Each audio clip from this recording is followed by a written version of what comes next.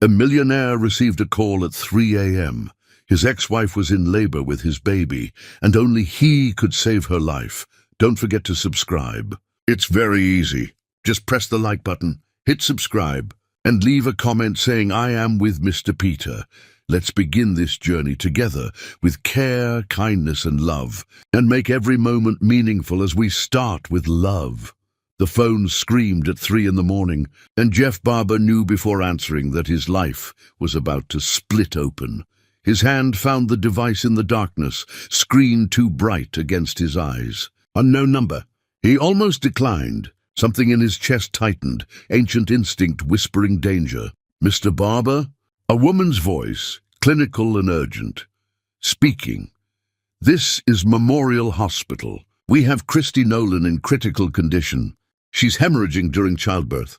Her blood type is AB negative. Her supply is depleted and the nearest bank is hours away. You're listed as her emergency contact. Hospital records show you're a match. Can you come immediately?" The words landed like bullets, each one tearing through a different part of him. Christy, childbirth, emergency. His mind couldn't process the sequence. Christy had left him 8 months ago, packed her things while he was traveling, left a note on the kitchen counter that said nothing and everything. He'd called 60 times that first week. She never answered. Eventually, her number disconnected entirely. Pregnant. She'd been pregnant and never told him. "Mr. Barber, we need an answer. Minutes matter." "I'm coming." He hung up before the nurse could respond. His hands shook as he pulled on clothes, not bothering with matching. His mind spun in circles, unable to land on a single coherent thought. The elevator took centuries. The parking garage echoed with his footsteps. His car roared to life, and he drove through empty streets, the city a blur of streetlights and stop signs he barely saw. Pregnant. The word kept repeating, a drumbeat against his skull. Why hadn't she told him? Why had she disappeared so completely that he didn't even know she was carrying his child? His child! The hospital rose ahead, illuminated and cold. He parked crooked across 2 spaces and ran through automatic doors that opened too slowly. The reception desk was empty. He looked around wildly until a nurse emerged from a hallway. "Jeff Barber." "Someone called me." "Christy Nolan." The nurse's face shifted into professional relief. "This way, quickly." She led him through corridors that smelled of antiseptic and fear. They entered a room filled with equipment he didn't recognize. Another nurse appeared with forms, her mouth moving in explanations about procedures and risks. He signed everything without reading, hands moving on autopilot. They sat him in a chair, stuck a needle in his arm. He watched his blood drain into a bag, dark red and purposeful. The nurse said something about pints and replacement fluids. He didn't listen. He stared at that bag, at the piece of himself flowing out to save the woman who'd stopped being his wife, but never stopped being the only person he'd ever truly loved. Time dissolved. A doctor appeared, younger than Jeff expected, exhaustion carved into his features. "The transfusion worked. Mother and baby are stable." "Mother and baby, can I see them?" The doctor hesitated. "She's in recovery, but the baby is in the nursery. Would you like to meet your daughter?" "Daughter?" Jeff couldn't speak. He nodded. They led him to a room with rows of plastic bassinets, each holding a tiny bundle. The nurse walked to one near the window and carefully lifted the infant, bringing her to Jeff with the solemnity of a sacred offering. "This is Dolly." He looked down at the face that would haunt every moment of his remaining existence. She was impossibly small, skin darker than his, eyes closed in perfect peace. She had Christy's nose, his mother's cheekbones, lips shaped like a question mark. He'd never held anything so fragile. Terror and wonder fought for dominance in his chest. The nurse guided his arms into position, showing him how to support her head. Dolly shifted, made a sound softer than breathing. Jeff's vision blurred. He blinked hard, trying to memorize everything. The weight of her, the warmth, the way her fingers curled into tiny fists. He stood there, swaying slightly, counting her breaths. The clock on the wall marked time passing, each minute both eternal and devastatingly brief. Eventually, a different nurse entered. Older, gentler. "Mr. Barber, Miss Nolan is awake. Would you like to see her?" He wanted to say yes, wanted to demand answers, wanted to fall to his knees and beg her to explain why she'd cut him out so completely that he'd missed this. But something in the nurse's expression stopped him. "Is she asking for me?" The nurse looked away. "She's been informed you're here." That wasn't an answer. They walked to the recovery room. The door was open. Jeff could see Christy lying in the bed, connected to monitors, her face turned toward the window. Even exhausted, even damaged by what she'd just survived, she was the most beautiful thing he'd ever seen. He stepped inside. Her body went rigid. Christy. She turned her face away, toward the wall, away from him. The rejection was physical. A door slammed in his face with such finality that he stepped backward. A nurse touched his elbow, gentle but firm. "Perhaps we should give her some rest. She's been through significant trauma." Jeff looked at Christy's rigid back, at the monitors tracking her heartbeat, at the IV delivering fluids to replace what she'd lost. His blood was in her veins now, part of him keeping her alive. And she couldn't even look at him. He returned to the nursery. The nurse let him hold Dolly again. He counted her fingers, traced the delicate shell of her ear, pressed his lips to her forehead, and whispered promises he had no right to make. "I'll do better. I swear I'll do better. Whatever I did, whatever broke us, I'll fix it. I'll be the father you deserve, the man your mother needed." Dolly slept through his confession, unaware that her existence had just detonated everything he thought he understood about his life. When the nurse finally insisted he leave, that visiting hours were over, he placed Dolly back in her bassinet with trembling hands. He stood there memorizing the curve of her cheek until security appeared in the doorway. He walked to his car in a daze, sat behind the wheel as dawn bled across the sky, pink and gold and merciless. His phone had 17 messages. He deleted them all without listening. Christy had carried his daughter alone, given birth alone, nearly died alone. And when he'd finally appeared, finally been close enough to touch, she'd turned her face to the wall. Whatever he'd done to drive her away hadn't been forgiven by distance or time. It had calcified into something harder, something that looked like hate but felt worse. He sat there until the sun fully rose, bloodless and broken, staring at a hospital he wasn't allowed to re-enter, wondering how a man saves someone's life and still ends up completely, irreversibly lost. Chapter 2. The Truth He Earned. Jeff spent 3 weeks piecing together why she ran, and every answer was a mirror. He didn't hire investigators or demand explanations from mutual friends. He simply sat in his home office and reviewed his marriage like a crime scene, searching for the moment everything went wrong. Except there was no single moment. Just years of small cuts, each one barely noticeable until Christy was bleeding out and he was the one holding the knife. He found old emails first. Messages from Christy about opening her own design studio, asking his opinion on locations and budgets. His responses were terse, dismissive. "Seems risky right now. Maybe wait." As if her dreams had an expiration date he controlled. He scrolled through more. Found the message where she'd sent him mock-ups of her logo designs, asking which one felt right. He'd replied 2 days later with "looks fine" and nothing else. No enthusiasm, no encouragement, just dismissal wrapped in 2 words that said he hadn't really looked at all. There was an email thread about a gallery opening she wanted to attend together. She'd written 3 paragraphs about why the artist's work mattered to her, how it connected to ideas she'd been exploring. His response, "Can't make it." Work dinner. He'd had 17 work dinners that month. Made every single one. Missed everything she invited him to. The emails painted a picture of a woman reaching out repeatedly, each attempt met with indifference or refusal, until finally the messages stopped coming altogether. The last one she'd sent was blank. Just a subject line. Never mind. He moved to voice messages next, the ones saved in his phone's archive that he'd never bothered deleting because he'd never bothered listening past the first few seconds. Her voice younger, lighter, still hopeful. "Hey, I'm at the gallery opening you said you'd try to make. I know you're busy. Just wanted to hear your voice."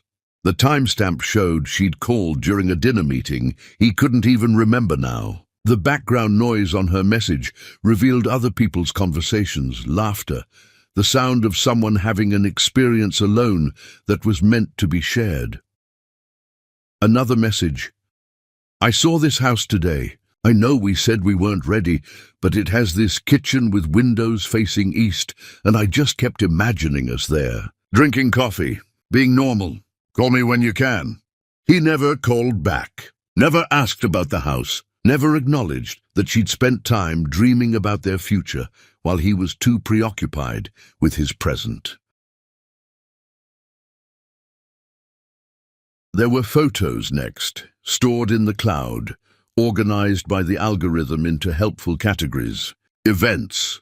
He clicked through, found Christie in dozens of pictures, always positioned just slightly outside the main group. His assistant had organized every gathering, every networking event, every celebration, had somehow never managed to include Christie in the invitations that mattered. And Jeff had never questioned it, never wondered why his wife stopped attending anything connected to his world.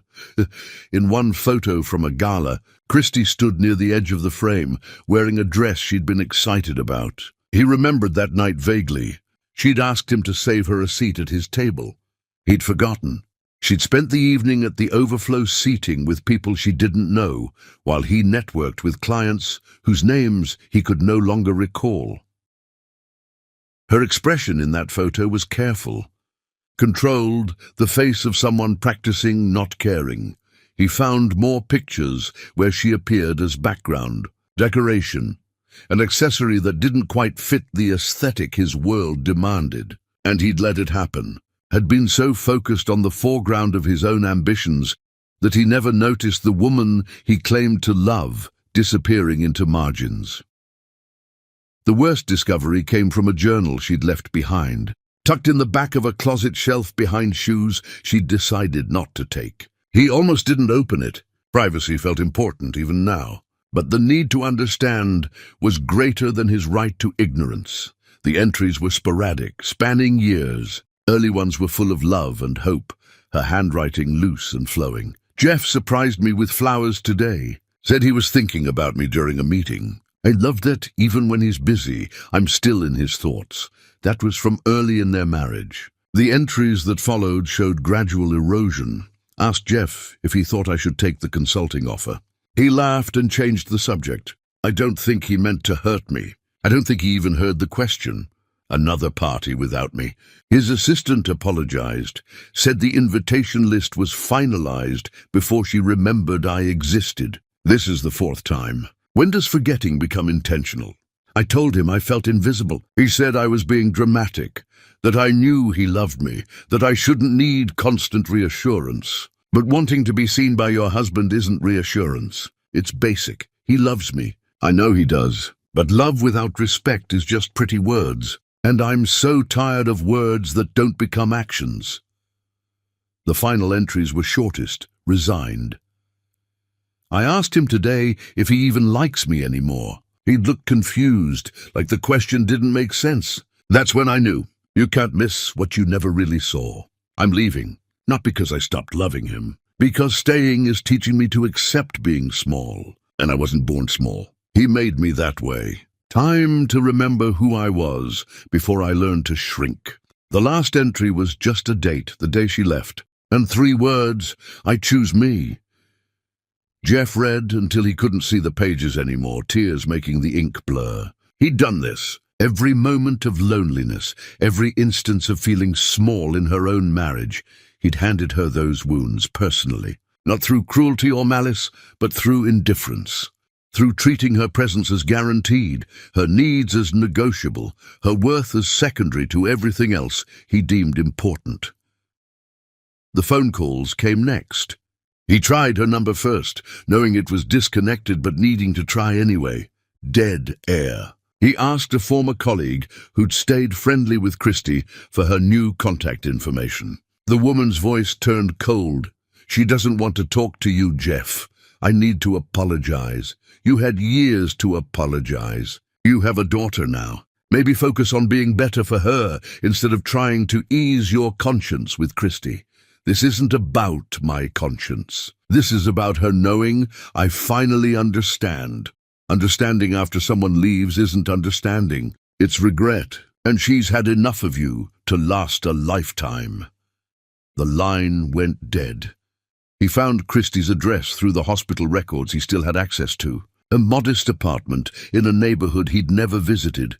Trees lining quiet streets where children played on sidewalks. He drove there on a morning when rain made everything grey and soft. The world muted and forgiving in ways he didn't deserve.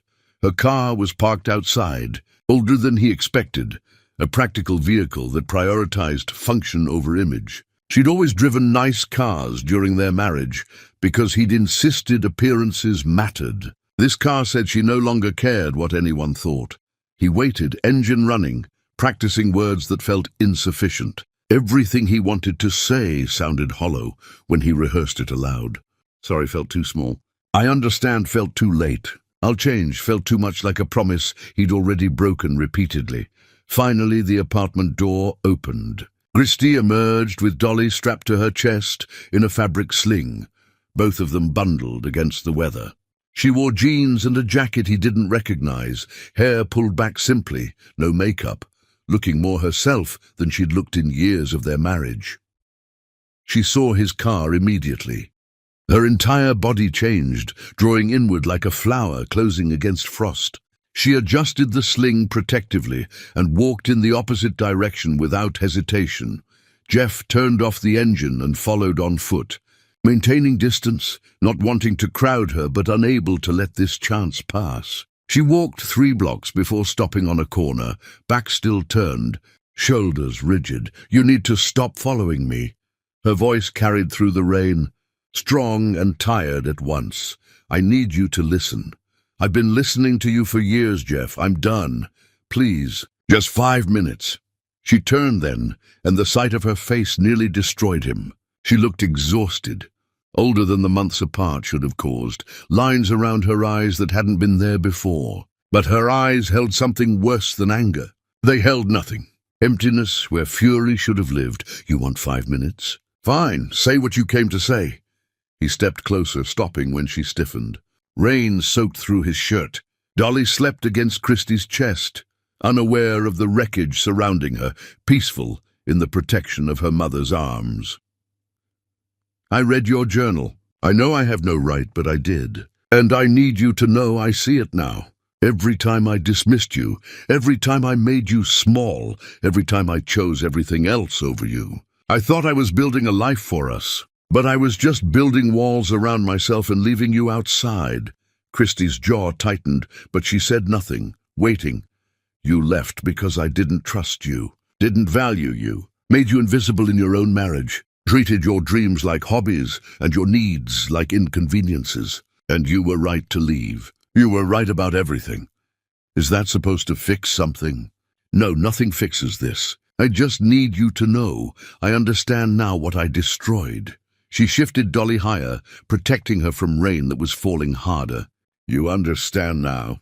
After I left, after I nearly died giving birth alone, after you had no choice but to see me as something other than background noise in your perfect life. Yes, that's not growth, Jeff. That's consequences. You're not becoming a better person. You're just finally experiencing the results of being who you always were." The words hit like fists. He absorbed them, nodded, accepted them as truth. "You're right. I know I'm right. I spent years being right while you were too busy to notice." A woman with an umbrella passed them, glancing curiously at this confrontation happening on a street corner in the rain. Christie waited until she was gone, not wanting witnesses to this moment. "You want me to forgive you? To say it's okay now that you've had your revelation? It's not okay. You don't get to show up with apologies and expect me to forget what it felt like to be married to you. To ask a question and watch you look through me like I was furniture. To achieve something I was proud of, and have you respond with empty praise that showed you hadn't listened to a word I said. I'm not asking you to forget. I'm asking you to let me prove I'm different. Why would I waste my time watching you try? What you did to me wasn't a mistake, Jeff. It was a pattern. Years of patterns. And patterns don't break just because someone finally notices they exist. Because Dolly deserves a father who isn't the man I was. Christie's face transformed, something dangerous flickering in her eyes. Don't you dare use our daughter as leverage. You lost the right to claim her when you made me so small I had to leave to remember I was human. Jeff stepped back immediately, hands raised. You're right. I'm sorry. That was wrong. That was me trying to manipulate you into giving me what I want. That's exactly the kind of thing the old me would have done. She stared at him, breathing hard, Dolly beginning to stir against her chest from the tension radiating through her mother. You need to leave. Stop coming here. Stop following me. Figure out your guilt on your own time, in your own space, away from me. Christie. No. You weren't ready to hear this before. Hearing it now doesn't erase 8 years of being invisible. Go home, Jeff. Process your feelings somewhere I don't have to watch. Somewhere I don't have to be part of your redemption arc. She turned and walked toward a grocery store, disappearing through automatic doors that swallowed her into artificial light and music. Jeff stood in the rain until his clothes were soaked through, until he was shivering, watching the entrance she'd vanished into, understanding finally that being right, being sorry, and being heard were 3 entirely different devastations, and that even when you understood all 3, it didn't guarantee forgiveness. It just meant you finally comprehended the depth of what you'd destroyed. Chapter 3. Ghost Money. Jeff discovered you can give everything to someone and still mean nothing to them. The packages started arriving on a morning when autumn was turning the world gold. A hand-carved crib made from reclaimed wood, each joint fitted without nails, the kind of craftsmanship that took months to complete. He'd commissioned it after seeing Christie looking at pictures online, back when they were still together, back when he still noticed what she looked at. It appeared on his office doorstep 2 days later, returned with a note stuck to the box. No, just that single word in Christie's handwriting, sharp and final. He tried again. Italian stroller, the kind with suspension and organic fabrics, designed by someone whose name carried weight in parenting circles. Back on his doorstep within hours, not even unwrapped. Cashmere blankets soft enough for newborn skin. Hand-woven by artisans who specialized in baby textiles. Returned, imported bottles designed to prevent colic, the kind pediatricians recommended and most parents couldn't afford. Returned unopened, a collection of children's books in both their voices, professionally recorded. He'd spent 3 days in a studio reading stories, imagining Dolly, hearing his voice before bed, even if he couldn't be there. His throat had been raw by the end, but he'd finished every book, pouring love into words she might never hear. Returned unopened, the seal unbroken, his voice trapped in recordings she'd never play.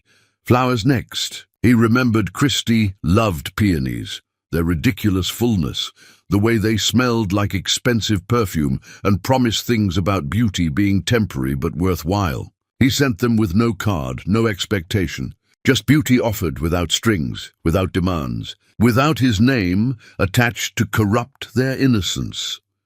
They appeared in the dumpster behind her building that same afternoon, still wrapped, already wilting in the autumn heat. Their brief perfection wasted because they'd come from him. He called.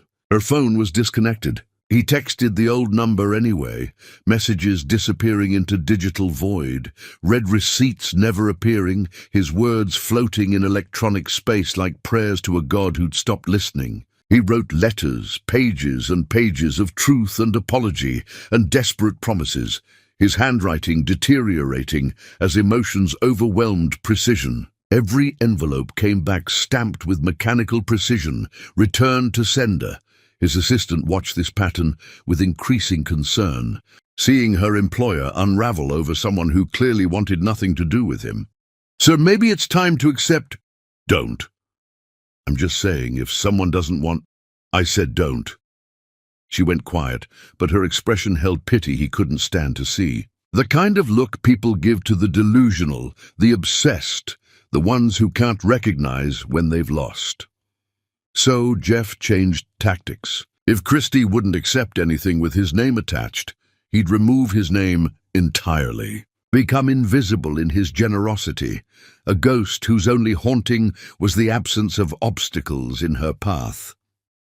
He called her landlord from an untraceable number, voice disguised through a modulator that made him sound like someone else entirely. Paid 6 months' rent in advance, cash delivered by courier who'd been instructed to reveal nothing about the source. The landlord never questioned it. Money spoke its own universal language, asked no uncomfortable questions, demanded no explanations. The hospital bill was next. He created a shell corporation, 3 layers deep, untraceable to his name even if someone investigated. Paid the entire balance, more money than most people saw in years, and insured the records showed it coming from a charitable foundation that didn't exist outside the papers. Filed to make it look legitimate. Organic groceries appeared on Christie's doorstep every Monday morning. Fresh vegetables, still dewy from harvest, grass-fed meat from sustainable farms, whole grains and fruits, and everything a nursing mother needed to stay healthy while feeding their daughter. Delivered by a service he paid in cash, instructions to never reveal the source, to act like it was a government program or community charity if asked. He paid the utility bills through automated systems that hid the origin. The car insurance premiums that would have stretched her budget. The health insurance that covered Dolly's checkups and vaccinations. Every expense he could identify and eliminate without her knowledge, he did. Treating her life like a puzzle where the goal was removing obstacles before she even knew they existed. His accountant questioned the withdrawals, seeing patterns that looked suspicious on paper. "This is unusual activity, Mr. Barber. Large cash movements, shell companies, untraceable payments. It looks like what?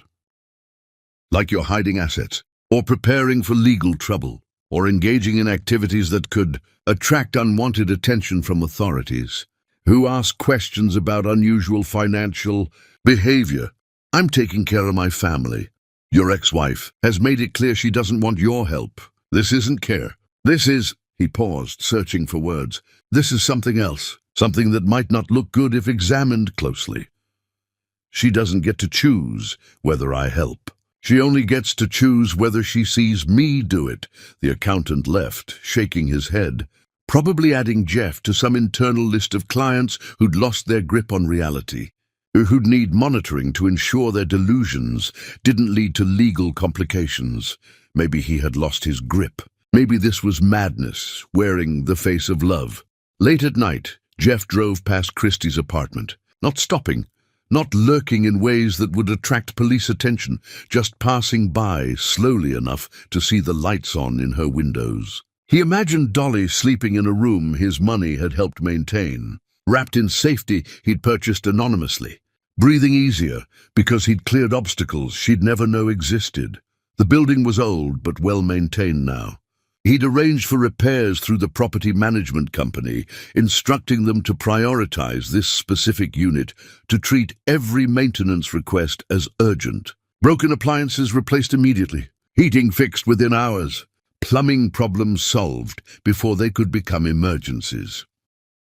Christie probably thought she'd found the last honest landlord in the city. Jeff didn't correct the assumption.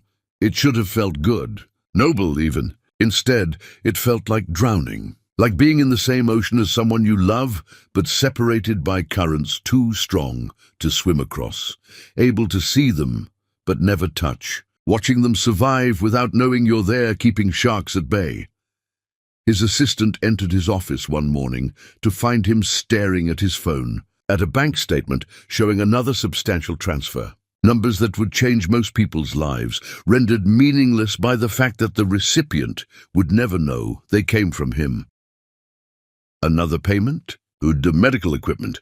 Dolly's pediatrician suggested tests for something. Expensive ones that insurance won't fully cover. Christy shouldn't have to choose between thorough care and financial stability.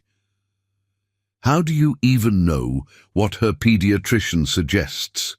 Jeff didn't answer. Couldn't explain that he'd called the office pretending to be updating emergency contacts, had sweet-talked a receptionist into mentioning upcoming appointments and concerns. It sounded insane even to him, this level of surveillance disguised as care, this monitoring that crossed every reasonable boundary while somehow feeling necessary. Sir, this has to stop. You're hemorrhaging money on someone who's blocked you from her life. It's not healthy. It's obsessive. Health isn't the goal. Then what is? Penance. Provision. Being present in the only way she'll allow, which is not being present at all. The word hung between them, heavy and final. Explanation that explained nothing. His assistant gathered her things quietly, the gesture of someone preparing to leave more than just the room. I think you need to talk to someone. A professional, someone who can help you process what you're going through and maybe establish healthier boundaries.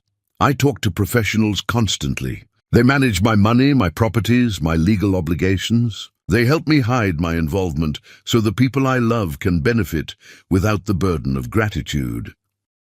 I mean someone who can help you process the emotional component. A therapist, a counselor, someone who specializes in helping people move forward instead of remaining trapped. I don't need processing. I need Christy and Dolly to have everything they require without the burden of accepting it from me. That's all I need. That's the only thing that makes any of this bearable. She left without another word, resignation implicit in her posture. Jeff returned to his routine of invisible generosity. Payment after payment, gift after ghost gift, all the love he couldn't give directly transformed into resources that appeared like magic. He was everywhere in their lives and nowhere, present in every comfort, absent from every moment that mattered. The world saw a billionaire with too much money and no sense, someone whose grief had curdled into something unhealthy. Christy saw nothing. She never acknowledged the payments, never questioned where the money came from, never looked at her suddenly easier life and wondered about the invisible architect behind her good fortune. Maybe she thought she was luckier than she'd realized. Maybe she assumed government assistance or charity from community organizations. Maybe she simply didn't have time to investigate blessings that arrived without explanation. Too busy surviving single parenthood to question why survival had suddenly become less brutal. Jeff told himself it didn't matter whether she knew. That providing was enough. That love didn't require recognition to be real, didn't need acknowledgement to have value. But late at night, sitting in his car outside her building, watching those lit windows and imagining the life happening behind them, he wondered if love that went unacknowledged was still love, or just elaborate haunting disguised as devotion. The world called him a billionaire. Christy would call him nothing because she didn't know he was there, didn't know his name was written in invisible ink on every aspect of her survival. And Jeff existed in the space between those two truths. Giving everything he had to people who would never know his name was the reason their lives had suddenly become manageable. Some people built monuments to be remembered. Jeff built infrastructure to be forgotten. And both in their own way were forms of immortality. Chapter 4. The Vigil. Obsession wore Jeff's face now, but the papers called it philanthropy. He knew Christie's routine better than he'd ever known it during their marriage, which said everything about who he'd been versus who he was becoming. Morning walks started when the sun rose pale over the neighborhood, Dolly bundled against her chest in that fabric sling. Always the same route, down Maple Street, around the park with the old oak trees, stopping at the coffee shop on the corner where the barista knew her order without asking. Jeff positioned himself carefully, strategically, like a general planning campaigns, except the only territory he wanted was proximity. Different locations each time to avoid pattern recognition, never close enough to be noticed, always close enough to see. He bought a camera with a zoom lens, told himself it was for documentation, not stalking. The distinction felt important, even if it wasn't real, even if legally and morally the difference was negligible. Thursday mornings they went to the park. Christy would spread a blanket under the oak trees, whose roots had broken through sections of pathway, and let Dolly explore the grass, tiny hands grabbing at dandelions and clover, while Christy read books that made her frown in concentration.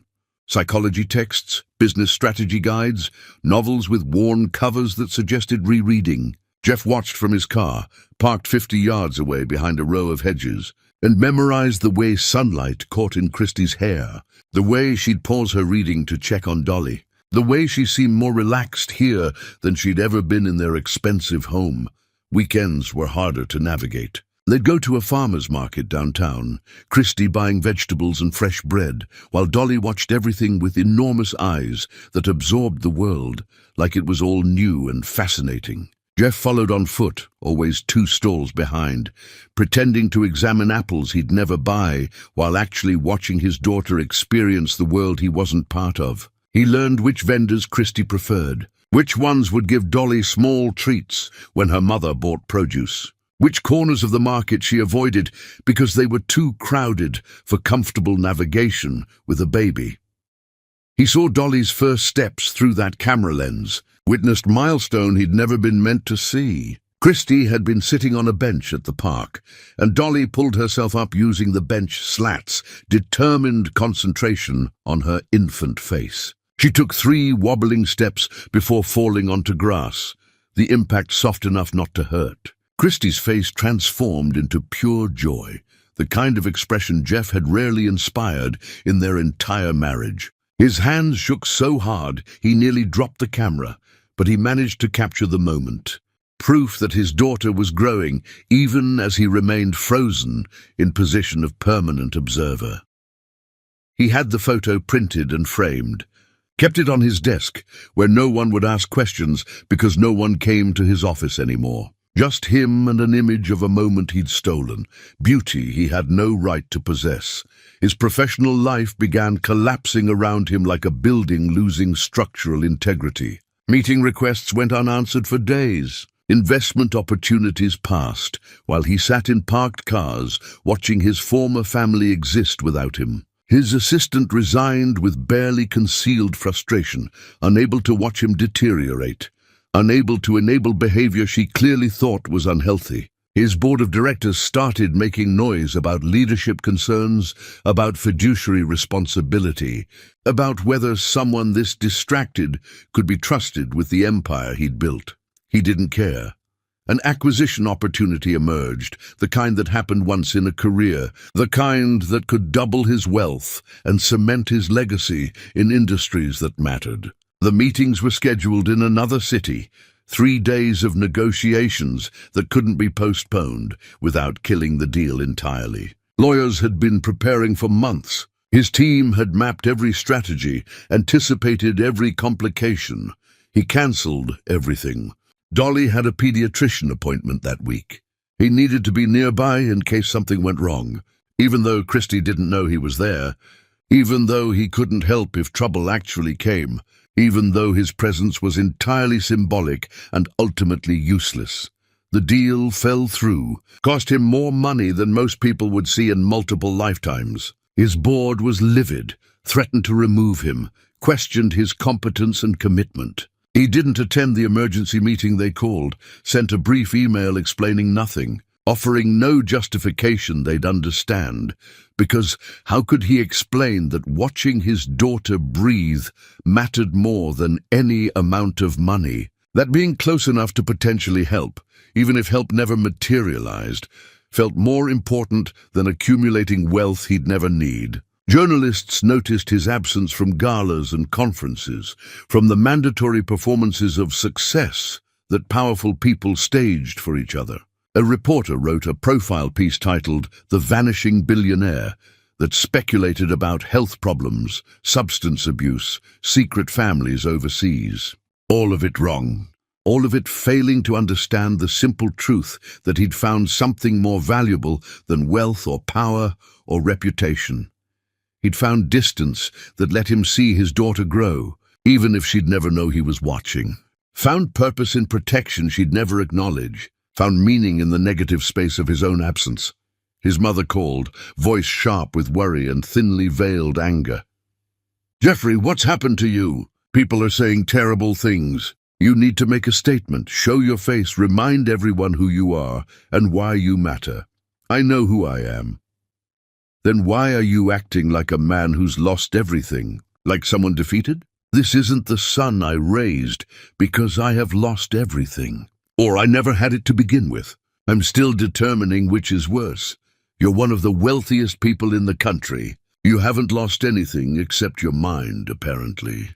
I lost my family. My wife, my daughter's first months, every moment that mattered while I was chasing things that didn't. Silence stretched between them, expensive and uncomfortable. Finally his mother spoke, voice gentler but no less concerned. "Then get them back. I'm trying, by disappearing, by letting your life fall apart, by becoming the subject of speculation and pity." "That's not trying, Jeffrey. That's giving up while pretending otherwise. By being close enough to help if they need me, by watching to ensure they're safe, by protecting them from distance since I forfeited the right to do it from nearby. Jeffrey, that's not helping. That's haunting. There's a difference, and you used to be smart enough to know it." He hung up before she could say more, before she could articulate what he already knew, that he'd crossed lines normal people didn't cross, that his behavior looked pathological to anyone outside his particular grief. His brother visited unannounced, pushing past security with the confidence of family who'd never been denied access. He found Jeff in his office, walls covered with photographs that told a story of obsession. Not buildings or portfolios or business triumphs, just Christy and Dolly at markets and parks and coffee shops, candid shots of a life happening beautifully without him. Dozens of images arranged chronologically, visual documentation of every moment he'd observed, every milestone he'd witnessed from distance.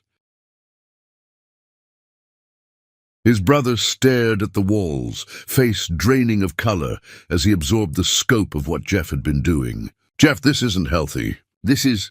He struggled for words. "This is surveillance. This is obsession. This is not normal behavior by any reasonable standard.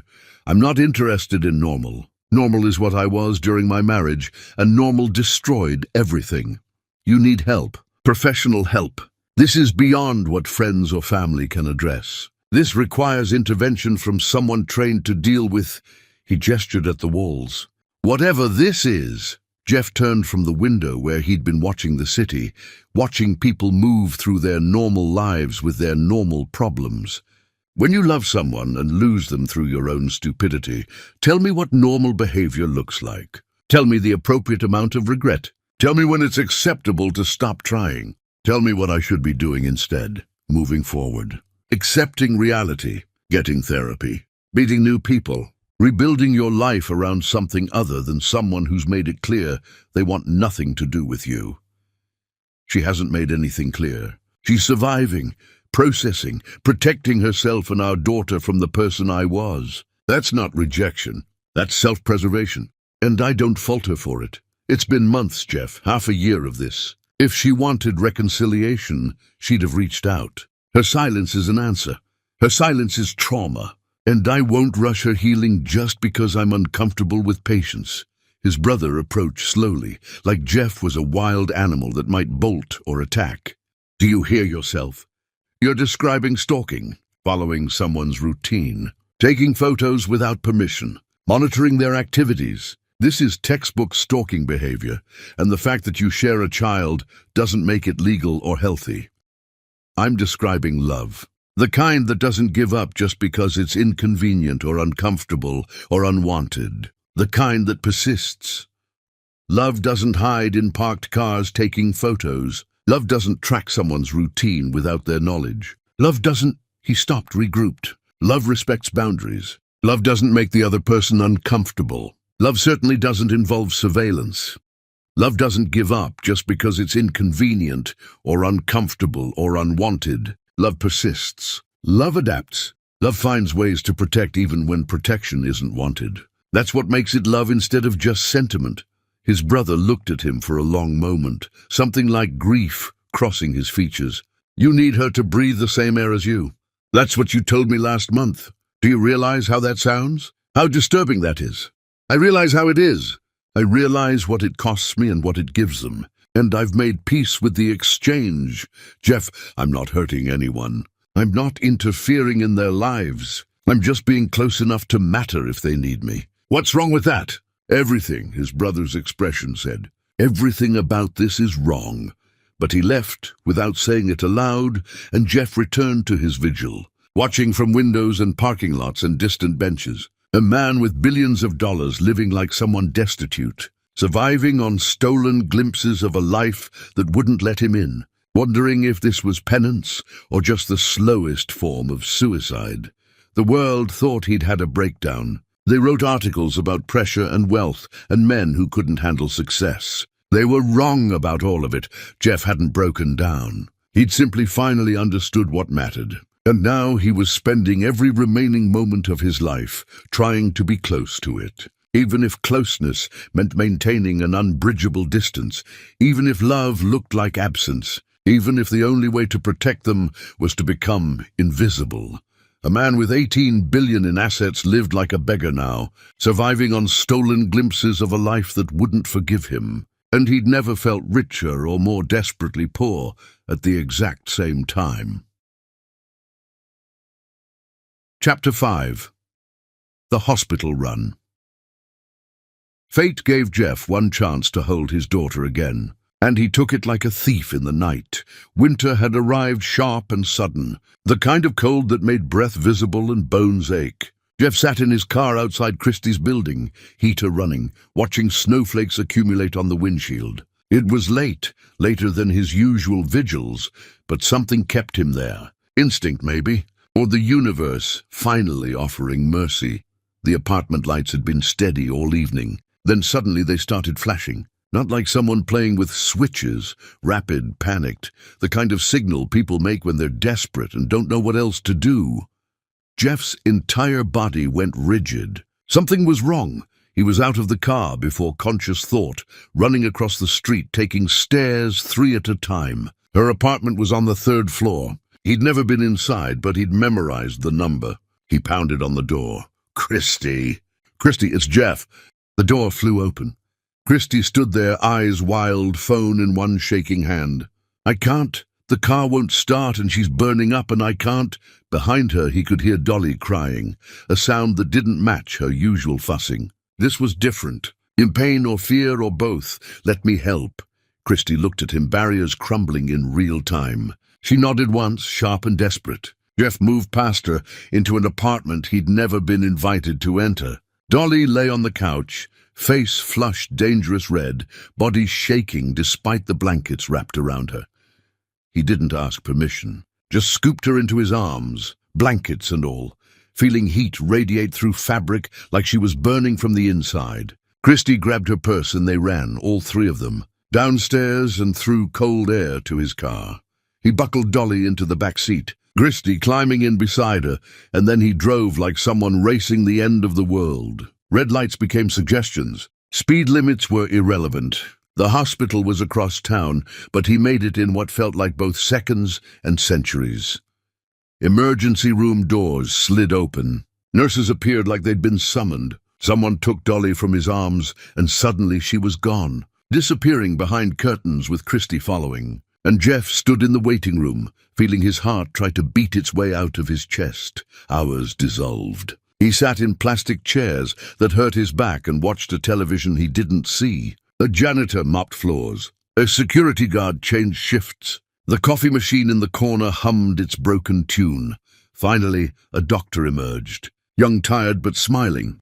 High fever from an infection. We've got her on antibiotics. She'll be fine.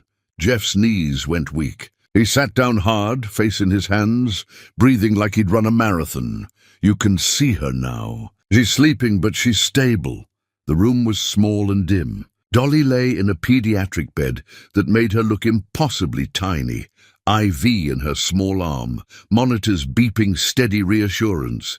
Christy sat beside the bed, head tipped back against the wall, eyes closed, exhausted. Jeff stood in the doorway, uncertain if he was allowed further. Christy's eyes opened, found him. "Come in!" 2 words. An invitation that felt like forgiveness, even though it wasn't. He entered slowly, stopping at the foot of the bed. Dolly's breathing was easier now, face returning to normal color. Relief made him dizzy. "Thank you." Christy's voice was raw. "If you hadn't been there, if I'd wasted time calling an ambulance, I was there. Why were you there?" The question hung between them, weighted with implications he couldn't avoid. He could lie, make up something plausible about being in the neighborhood, about coincidence and luck, but he was so tired of lying. "I'm always there." Christy stared at him, understanding dawning across her face. "How long?" "Since the hospital. Since she was born. I watched to make sure you're both safe." He expected anger. Accusations of stalking, threats of restraining orders, fury at the invasion of privacy. Instead, Christy just looked at him, something unreadable in her expression. "That's why rent gets paid when I don't have money. Why groceries appear. Why bills I can't afford somehow get settled. Yes. You've been taking care of us. Trying to." She turned back to Dolly, watched her daughter breathe. "I should be angry. You should be. I can't find it right now. I'm too tired and too grateful and too scared to be angry at the person who just saved my daughter." Jeff moved closer, hovering at the edge of the bed, one hand almost touching Dolly's blanket. "I don't expect gratitude, or forgiveness, or anything. I just needed to be close enough to help if you needed me." "That's not normal." "I know. That's obsessive and invasive, and probably a dozen other words my therapist would use." "I know that too." Christy was quiet for a long time. The monitors beeped. Somewhere down the hall, a baby cried. Finally she spoke, voice barely above a whisper. "You really have changed. I've had to. The Jeff I married would have sent money and felt like he'd done enough. He wouldn't have sat in parking lots watching to make sure we were safe. He wouldn't have run up 3 flights of stairs because lights were flashing. The Jeff you married was an idiot who didn't know what he had until it walked out." She almost smiled, almost. "What are you now? Someone trying to earn back something he doesn't deserve."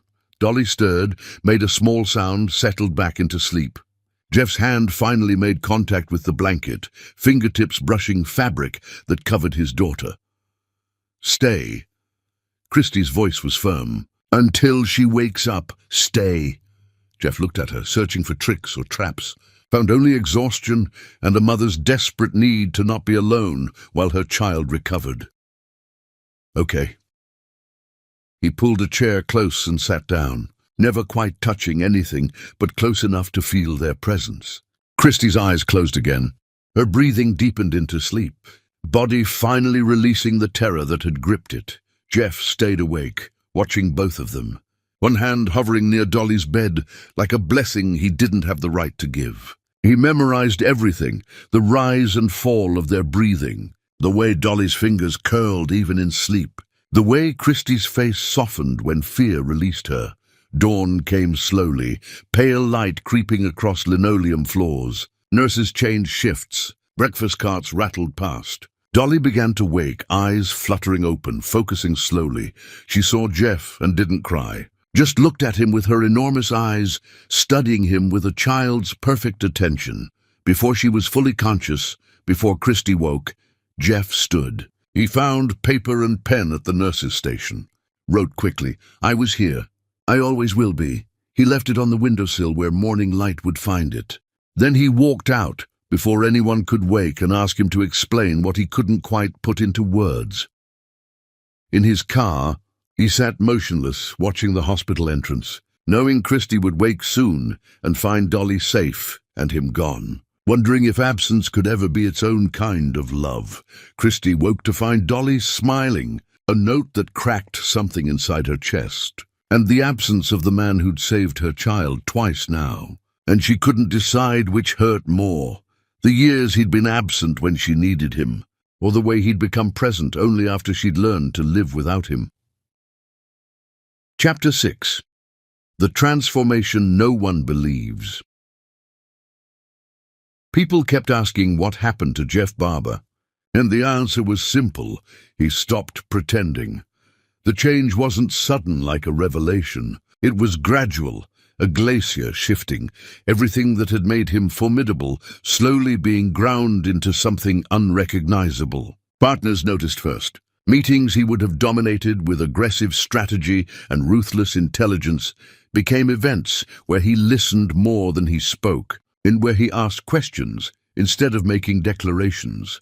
A director presented expansion plans that would have excited him months ago, opportunities to enter new markets and increase revenue substantially. Jeff listened to the entire presentation, nodded thoughtfully, then said, "That conflicts with school registration deadlines." Confused silence filled the boardroom. Whose school registration? Jeff didn't answer, just declined the expansion and left the room while his board members exchanged concerned glances.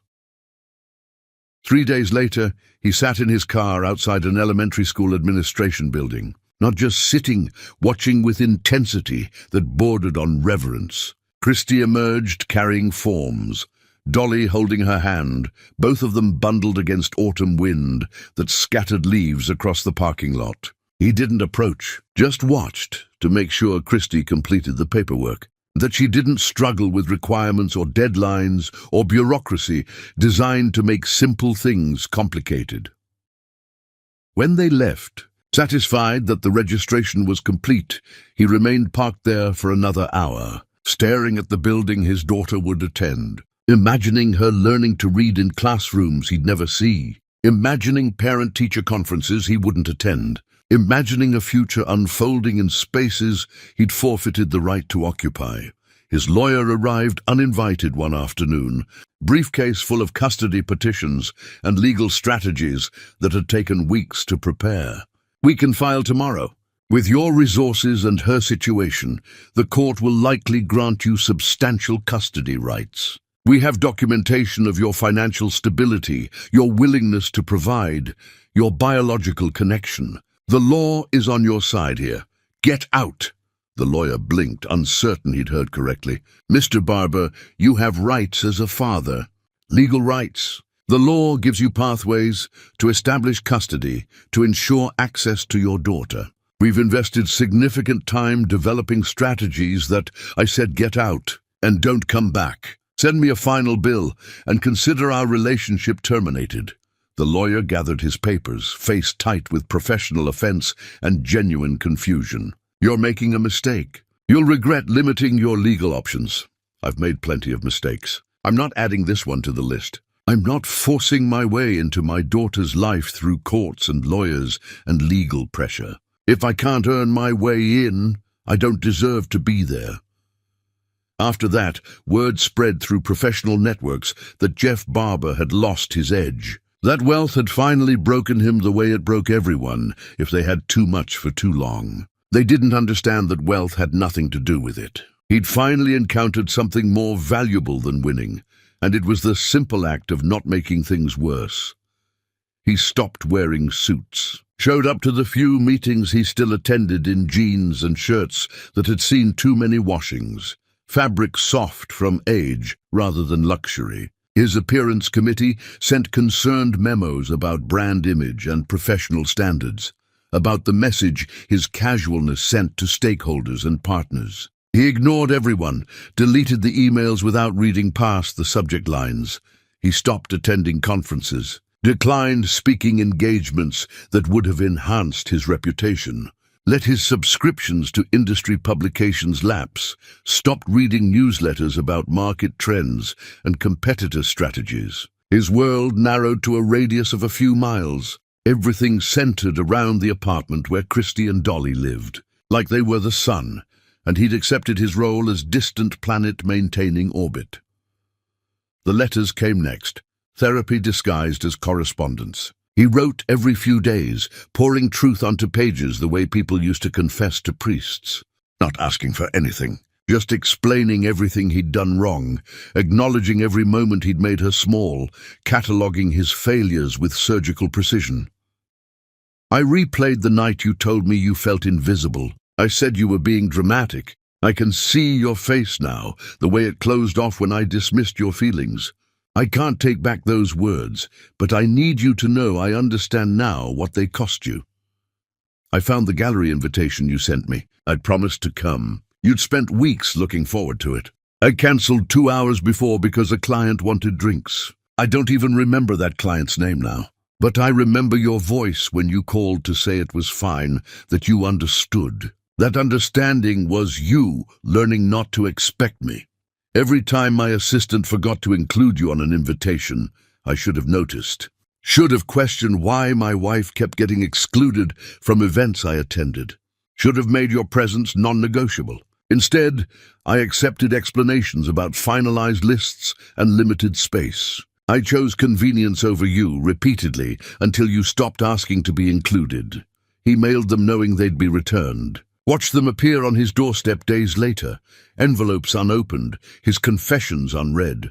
He kept writing anyway, because the act of articulating his understanding felt important, even if no one ever read the words, even if they were just exercises in self-awareness destined for disposal. Twice a month, he went to her door, knocked quietly, not pounding, not demanding. Waited while she decided whether to open it, respecting whatever choice she made. Sometimes she did, stood in the doorway with arms crossed, listening while he spoke, her expression neutral and evaluating. I understand now why you left. How I made you feel like furniture in your own life. How I prioritized everything over you and called it ambition when it was really just selfishness. I'm sorry. I'll always be sorry. Not because I want you to absolve me, but because you deserve to hear someone acknowledge what they did wrong. Christy never invited him in, never responded beyond the bare minimum, nods, occasional questions, mostly silence, but she listened, and that felt like more than he deserved. Other times she didn't answer at all. He'd stand there knowing she was on the other side of the door, feeling his presence through the wood, choosing silence as her response. He never knocked again once she'd made her choice clear. Just left quietly and returned 2 weeks later to try again, the cycle repeating with patient desperation. His friends staged an intervention during what they probably considered his darkest moment. 5 people he'd known for years, sitting in his living room with expressions of concern that masked judgment and discomfort, like they were visiting someone terminally ill. Jeff, this has to stop. You're destroying yourself over a woman who's moved on. You need to accept reality and start rebuilding. She hasn't moved on. She's surviving what I did to her. That's different. Moving on implies choice. She's enduring consequences. Semantics. Point is, you need to accept reality. Get therapy. Move forward. Meet someone new. There are plenty of women who'd be interested in someone with your resources and status. Jeff looked at them. These people who'd never understood what Christy meant, who'd probably encouraged the behavior that drove her away, who measured relationships in terms of status and resources rather than connection. You think love just stops because someone else stops returning it. We think obsession isn't love. We think what you're doing isn't healthy or productive. We think you need professional help. Then you've never loved anyone. Real love doesn't have an off switch. It just keeps going, even when it's inconvenient and painful, and makes you look pathetic to people who don't understand what it means to lose something that mattered. One friend leaned forward, voice careful, like he was addressing someone unstable. We're worried about you. We care about your well-being. That's why we're here. Don't be worried. I'm finally becoming someone worth worrying about. The version of me you knew was successful and empty. This version might look broken to you, but I'm more whole than I've ever been. They left in a cluster of concern and superiority, convinced he needed rescue from himself, unable to comprehend that rescue was the last thing he wanted. He never spoke to any of them again, deleted their numbers, declined their invitations, built walls around himself to protect the fragile person he was becoming. The media picked up the story eventually. Billionaire's breakdown led to the fall of Jeff Barber, led to think pieces about wealth and mental health and the price of success. Every article got it wrong. He wasn't falling. He was rebuilding from foundation up, demolishing the man he'd been to make space for who he needed to become. Even if the person he was becoming looked like failure to people who measured worth in dollars and dominance. His mother called weekly, alternating between anger and pleading, unable to accept what her son had become. "You're embarrassing yourself. People are talking. Your father's friends are asking questions I can't answer. Questions about your mental state, your competence, whether the family name is being tarnished by your behavior. Tell them I'm learning humility.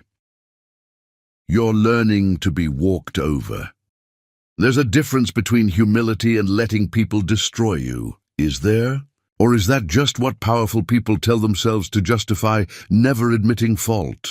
She hung up frustrated, unable to comprehend that her son had finally found something more important than reputation or status or the approval of people whose opinions had never mattered as much as they'd pretended. Late nights found Jeff sitting in his empty house, rooms too large for one person.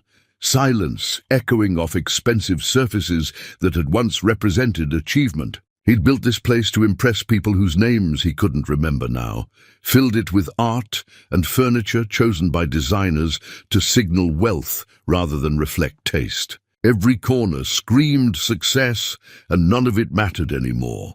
He started selling things systematically, art collections that had been investments rather than beauty, pieces he'd bought because experts said they'd appreciate rather than because they moved him. Cars he'd purchased to signal status rather than because he enjoyed driving them. Properties scattered across cities he'd never visit again.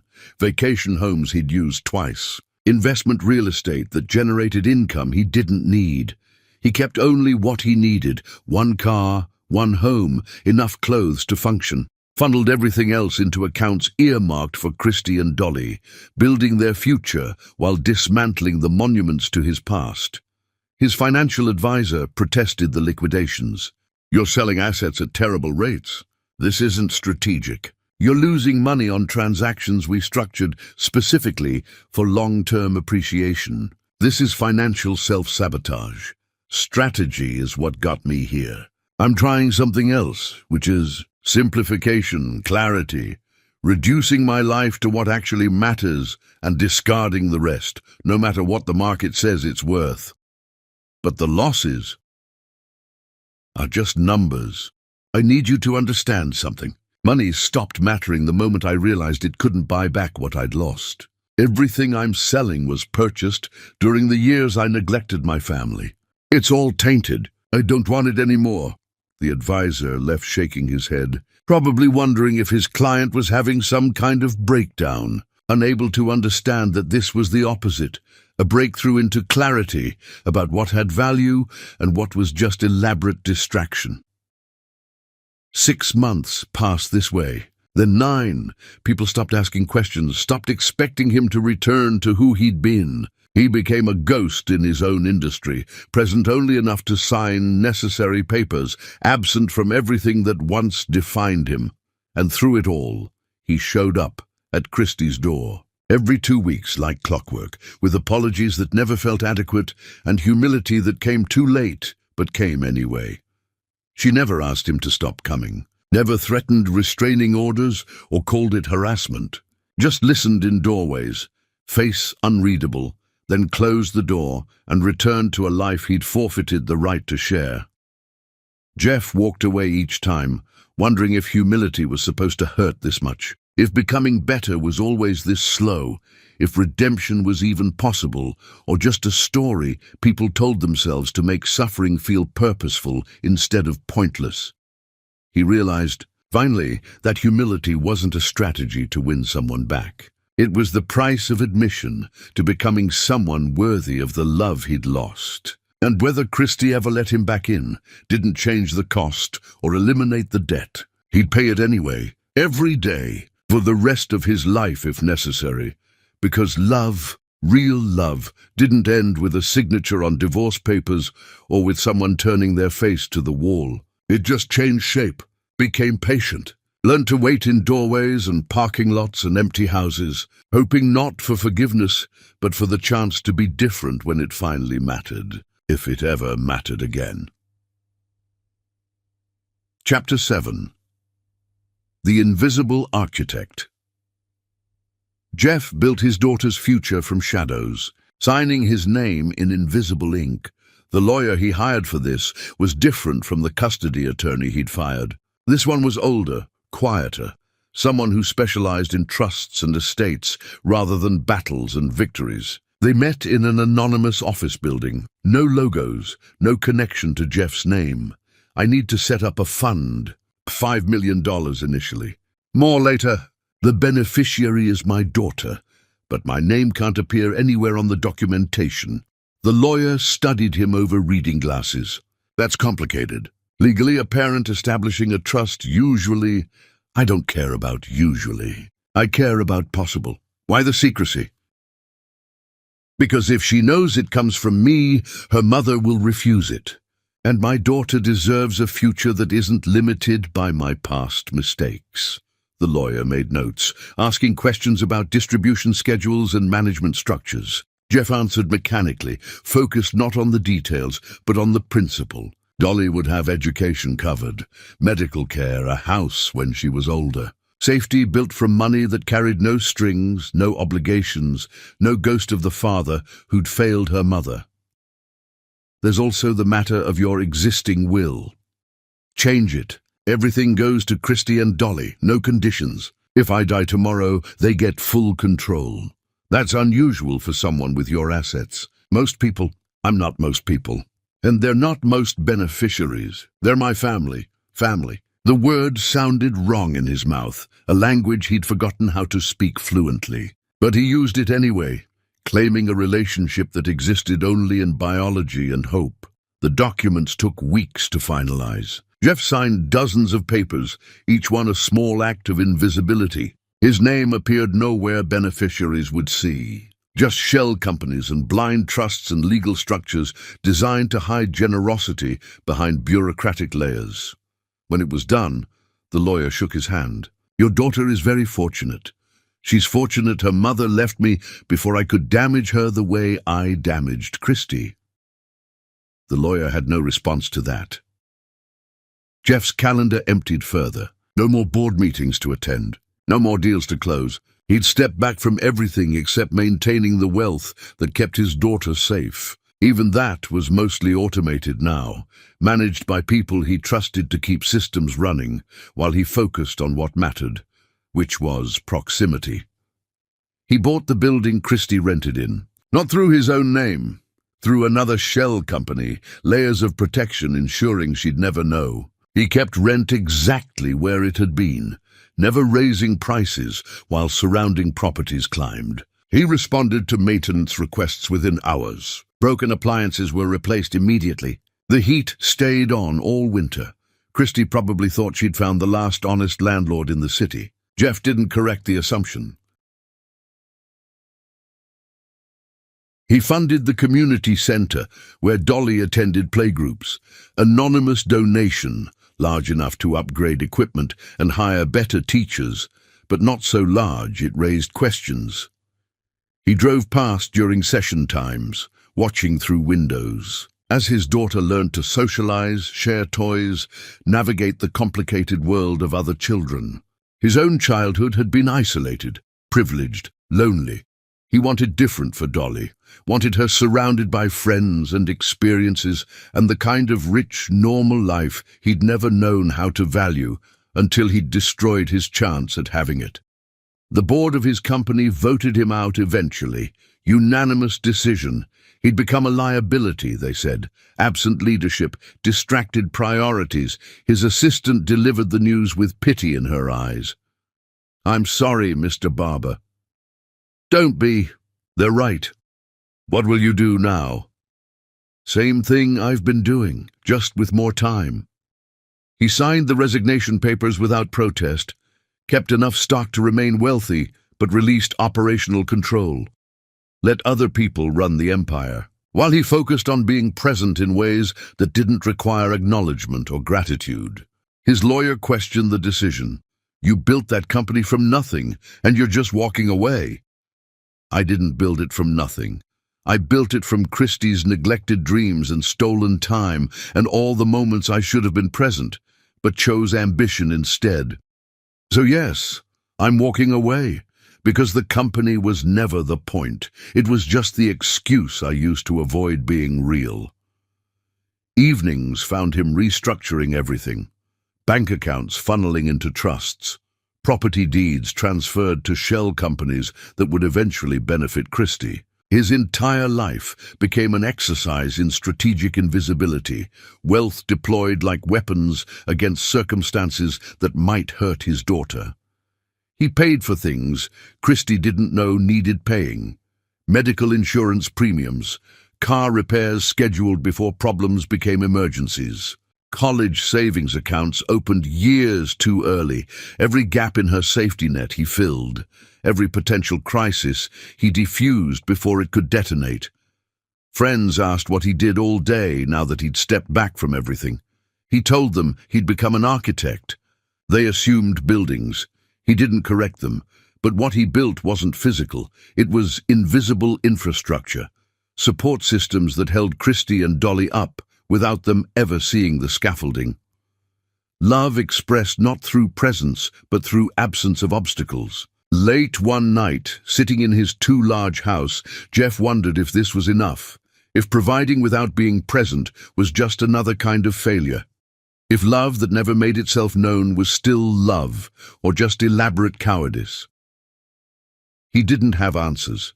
Just the certainty that Dolly deserved every advantage he could give her, and Christie deserved freedom from the man who'd made her so small. If the only way to give them both what they needed was to be everywhere in their lives and nowhere in their awareness, then that's what he'd do. Build foundations they'd never see. Sign his name in invisible ink. Be the father who loved completely from a distance, because coming closer would just cause more damage. Some people left legacies in buildings or businesses or innovations that changed industries. Jeff's legacy would be simpler. A daughter who grew up safe, a woman who survived what he'd done to her and thrived anyway. Infrastructure he built knowing he'd never be thanked for constructing it. He could live with that, had to live with that. Because the alternative was doing nothing, and after everything he'd already failed to do, inaction felt like a sin worse than any mistake he'd made. So he kept building, kept signing documents, kept creating safety from shadows, and told himself that love didn't require witnesses to be real, that provision without recognition was still service, that being a father meant doing what was right for your child, even when, especially when, she'd never know you did it. Chapter 8. The Price of Her Name. Jeff lost everything defending a woman who still wouldn't speak his name. The attack came from a rival corporation, someone he'd beaten in acquisitions years ago, someone whose grudge had calcified into something uglier than professional competition. They couldn't touch Jeff directly anymore. He'd stepped too far back, made himself too irrelevant to corporate warfare, surrendered positions that would have made him vulnerable. So they went after Christie instead. The story broke on a slow news cycle when people were hungry for scandal. Former wife of billionaire Jeff Barber accused of embezzlement. The article was detailed, damning, full of manufactured evidence about misappropriated charitable funds during their marriage. It claimed Christie had siphoned money meant for foundations, used her position to enrich herself, disappeared before auditors could investigate thoroughly. All of it was fiction, elaborate, carefully constructed fiction designed to look credible. But fiction printed in major publications became truth faster than corrections ever could. spreading through social media and secondary sources before fact-checkers could intervene. Jeff saw the article at dawn, sitting in his car outside Christie's building like always. His phone lit up with notifications, texts from former colleagues, calls from lawyers, emails from journalists wanting comment or clarification. He ignored all of them initially, rereading the article repeatedly, watching lies crystallize into something that could destroy Christie's reputation and future. The article included details only someone with access to confidential records could know, twisted and misrepresented, but specific enough to seem credible. Bank account numbers, transaction dates, meeting schedules, everything factual except the interpretation, which transformed innocent actions into apparent crimes. His hands were steady as he dialed his legal team, voice cold and precise. "I need a press conference, today. And I need every financial record from my charitable foundation, every transaction log, every audit report, every piece of documentation we have. Full transparency. Send it to every major outlet before noon. No redactions, no privacy concerns, everything." "Mr. Barber, we should craft a careful response. Assess the damage before—" "There's no assessment. There's only correction. The story is a lie designed to hurt someone I already hurt enough. Set it up. Now. I don't care what it costs or what it exposes about me. Just do it."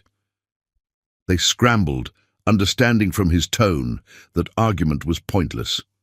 By afternoon, Jeff stood in a conference room facing cameras and reporters who'd written him off months ago as irrelevant, as someone whose breakdown had removed him from circles that mattered. They showed up expecting damage control or desperate denials, got something else entirely. Jeff spoke without notes, voice steady and cold, anger channeled into precision. "Christy Nolan has more integrity in her silence than I had in 8 years of marriage. The accusations against her are fiction designed to hurt me through someone who no longer has any connection to my life. I'm providing complete financial records that prove her innocence. Every transaction, every audit, every piece of evidence that shows these accusations are manufactured lies. Full transparency." He detailed the records his team was distributing simultaneously, showed how every dollar had been accounted for, how Christy had never touched charitable funds, had actually declined compensation she was entitled to receive, had been scrupulous to the point of personal disadvantage. He provided documentation of her integrity that made the accusations look absurd. Then he did something his lawyers had explicitly advised against, something that would open him to legal retaliation and financial consequences. The people making these accusations know they're lies. They're using a woman I hurt enough already as ammunition in corporate revenge. So here's my response. Sue me instead. Come after me directly. I'm providing names and evidence of who fabricated these claims. Leave her out of it. She's survived enough damage from being associated with me. I won't let it continue, regardless of what it costs me. He threatened countersuits with specific details that demonstrated he'd done extensive research. Named names of executives involved in the fabrication, exposed the rival firm's tactics, with precision that came from years of corporate warfare, using skills he'd abandoned but could still deploy when necessary. By the time he finished, the room was silent, except for the sound of keyboards as reporters scrambled to rewrite stories, the narrative flipping in real time from Christie's scandal to someone else's malicious deception. It worked. The truth spread faster than the lies had. Major outlets issued corrections within hours.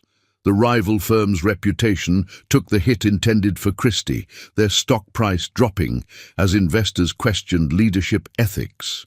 But revenge cost more than Jeff had calculated. The rival retaliated viciously and systematically. Pulled contracts Jeff still had stake in, killed deals in progress through backroom pressure on mutual partners, leveraged relationships to bleed his portfolio with surgical precision, targeting every remaining vulnerability. Partners who'd been neutral suddenly sided against him, unwilling to risk association with someone embroiled in public conflict. Investments collapsed under coordinated pressure. Property values tanked as buyers mysteriously withdrew. Contracts were cancelled, citing vague concerns about reliability and reputation. The financial bleeding was ruthless and efficient. Within a month, Jeff's wealth had dropped catastrophically. Not poor. He'd never be poor with the assets that remained, but damaged in ways that would take years to recover from, if recovery was even possible. His legal team estimated losses in hundreds of millions, possibly crossing into billions, depending on how long the retaliation continued. They expected him to be devastated, to fight back with equal ruthlessness, to deploy the corporate warfare tactics he'd once mastered. Instead, he seemed relieved, almost lighter. Good, maybe now people will stop confusing money with what matters. Maybe losing most of it will finally teach me what I should have learned when I still had Christie. His assistant, one of the few who'd stayed through everything, looked at him with something like awe mixed with concern. You sacrificed everything for someone who won't even talk to you, someone who might never acknowledge what you did. I sacrificed money. That's not everything. That's barely anything. Most people would disagree. Most people have never lost something that actually mattered. Money is just a measurement system. It doesn't have inherent value. It's only worth what you can exchange it for. And I already learned the things worth having can't be bought. The business press had a field day, articles dissecting his fall, analyzing his mistakes, declaring him a cautionary tale about emotional decisions in business contexts. Every piece focused on financial losses, strategic failures, the price of letting sentiment override logic. None of them understood he'd calculated the cost before making the choice, had known exactly what defending Christie would trigger and done it anyway without hesitation, because some things were worth more than wealth. And protecting the woman he'd failed from additional damage, he could prevent ranked higher than maintaining assets he'd never needed in the first place. Christie watched the press conference on her phone, Dolly napping nearby, unaware of the storm happening around her mother's name. She'd seen the original accusation that morning, felt old shame rising, the feeling of being collateral damage in Jeff's world, punished for proximity to power she'd never wanted. Targeted because someone wanted to hurt him, and she was vulnerable. Then she watched him dismantle the lies systematically, watched him expose himself to retaliation without flinching, watched him choose her safety over his own, transform himself into a shield against attacks meant for her. Her hands shook as she set the phone down. She pressed palms to her eyes, breathed through complicated feelings she couldn't name yet, emotions that had no simple category. He was different, unrecognizably different from the man who'd made her invisible, who'd have calculated the cost of defending her and chosen self-preservation instead. This version of Jeff didn't protect himself at others' expense. He absorbed damage meant for someone else without hesitation, without even considering alternatives. But she didn't call, didn't text, didn't reach out to thank him for something she'd never asked him to do, for protection she hadn't requested, just sat in her quiet apartment, watching afternoon light move across walls, whispering to Dolly, who couldn't hear. Your father is learning what should have been obvious from the beginning, that people matter more than anything else. That love means sacrifice without expectation of return. Redemption, she was beginning to understand, wasn't performed on stages for applause. It was bled out in choices no one applauded, in sacrifices made without expectation of recognition, in the slow, painful work of becoming different when no one was watching, except the person you'd harmed most. Jeff was bleeding out his redemption publicly, letting the world watch him pay for defending her name. And Christie, despite every wall she'd built, despite every reason to stay distant and protected, felt something crack in her chest. Not forgiveness. Not yet, but acknowledgement. The beginning of seeing him as something other than the man who'd destroyed her. The first glimpse of who he'd become in the ruins of who he'd been. She picked up her phone again. stared at the paused image of Jeff facing cameras, shoulders straight, despite knowing what his words would cost, expression calm, while setting himself on fire to keep her safe from sparks. Her finger hovered over contacts. His old number was still there, never deleted despite being disconnected. She could find his new number easily enough. Could reach out, could offer something, thanks, acknowledgement, the smallest recognition that she'd seen what he'd done. Her finger moved away. She locked the phone, placed it face down on the table. Not yet. He'd changed, yes. Proven something important beyond question. But actions weren't automatic erasure of history. Proof of transformation wasn't the same as permission to return. Wasn't forgiveness disguised as gratitude.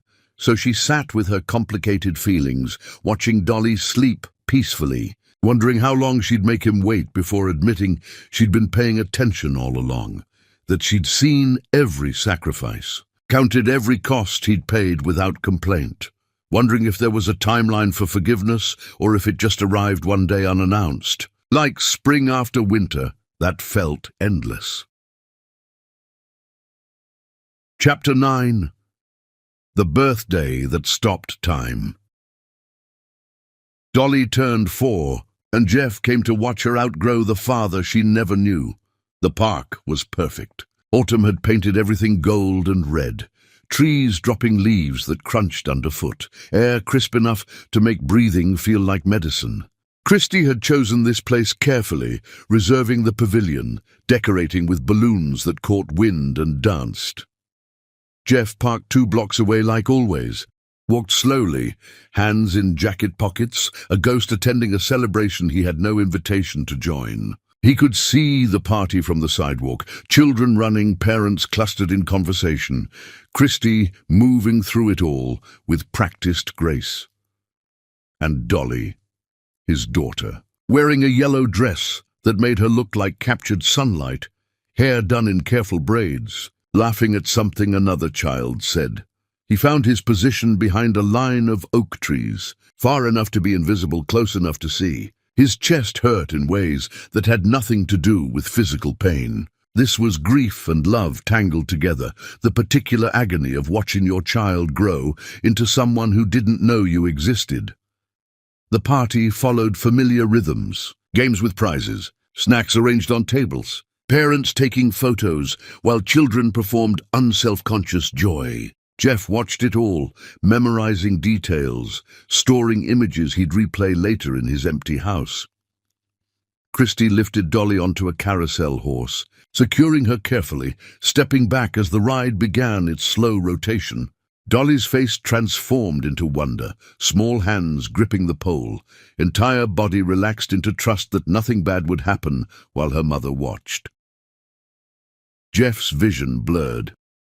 He blinked hard, refusing to let tears interfere with these stolen moments. The cake came next. Elaborate construction shaped like a castle, candles blazing, everyone singing off-key. Dolly leaned forward, face serious with concentration, and blew. Candles extinguished. Adults cheered. Children demanded cake immediately. Jeff smiled despite everything. His daughter was happy, surrounded by people who loved her, celebrating in the way children deserved, completely unaware of the man watching from trees who'd give anything to be standing beside her mother, singing those same off-key notes. He'd planned to leave after cake, had promised himself he wouldn't stay too long, wouldn't risk being noticed, wouldn't turn her birthday into something uncomfortable. Just witness it, hold the memory, return to his car and his empty life. He turned to walk away. "Stop, Papa." The voice was small and bright and impossible. Jeff froze mid-step, every muscle locked, brain unable to process what he'd heard. He turned slowly, terrified of what he'd see. Dolly was running toward him, actually running, tiny legs pumping, yellow dress flowing, balloons still clutched in one hand. She was looking directly at him, face determined, moving with the absolute certainty of a child who knew exactly what she was doing. The world narrowed to 7 yards of grass between them. Jeff couldn't move, couldn't breathe, couldn't do anything except watch his daughter close the distance he'd maintained for years. Behind her, Christy's head snapped up, her face drained of color. The entire party went quiet, parents stopping mid-conversation, children pausing their games, everyone turning to watch this small girl chase a man nobody knew. Dolly reached him and crashed into his legs, wrapping both arms around his knees, looking up with eyes that were his mother's and Christie's and somehow entirely her own. "I knew you'd come." Her voice was matter-of-fact, like she'd been expecting him all along, like his presence was inevitable rather than impossible. Jeff couldn't form words. His throat closed around everything he wanted to say, every explanation and apology and desperate expression of love. He managed one word, voice wrecked beyond recognition. "Dolly." She smiled, radiant and uncomplicated. "Mama talks about you. She thinks I'm sleeping, but I hear her. She says you're learning to be better. Are you better now?" So the question destroyed him. He dropped to his knees in grass that smelled like autumn, eye level with his daughter, terrified to touch her, even though she was touching him. "I'm trying." Trying is good. Mbur says trying matters more than perfect. Behind her, Christie walked toward them slowly, each step weighted with years of pain and protection and the complicated mathematics of forgiveness. She reached them and stopped, standing above where Jeff knelt with their daughter's arms still wrapped around him. Parents at the party whispered. Children watched with open curiosity. The moment stretched, fragile and enormous. Everything balanced on what happened next. Christie looked down at Jeff, at the man who'd bled for her, vanished for her, sacrificed everything for her, and never once demanded credit. Her voice shook when she spoke. "She's been asking about you. Started a few months ago. Where's my papa? Why doesn't he come see me?" I didn't know how to answer. Jeff's hands hovered near Dolly, not quite touching, afraid of breaking whatever spell had brought her to him. "I didn't want to force my way in. Didn't want to cause more damage. You've caused enough damage through absence, Jeff, through trying so hard not to hurt us that you made yourself into a ghost. I thought that's what you wanted. I wanted you to become someone different. You did, but then you stayed away like being different meant being gone." Dolly tugged on Jeff's shirt. "Don't you want to be here, Papa?" The question broke something fundamental. Jeff's carefully maintained composure cracked, tears he'd held for years finally spilling over. His voice was barely audible. "I want to be here more than I've ever wanted anything. But I don't deserve—" "Stop!" Christie's voice was firm. "Stop deciding what you deserve. Let me decide. Let her decide." She crouched down beside them, creating a triangle, mother, father, daughter, in grass surrounded by witnesses and abandoned party games. Her hand moved to Jeff's shoulder, first touch in years, weight of it nearly unbearable. "You've changed. I've seen it. I've watched you become someone who puts us first even when it costs everything. That matters. It doesn't erase what you did, but it matters." Jeff looked at her through blurred vision, searching for tricks or traps or temporary mercy that would evaporate, found only exhaustion and hope warring in her expression. Dolly solved the problem by wrapping her arms around both their necks, pulling them into awkward proximity, laughing at her own ingenuity. "See? Better already." Christie almost smiled, almost. "It's not that simple, baby." "Why not?" "Because people hurt each other, and healing takes time." "Is Papa still hurting you?" The question made Christie pause. She looked at Jeff, really looked, seeing someone unrecognizable from the man she'd divorced.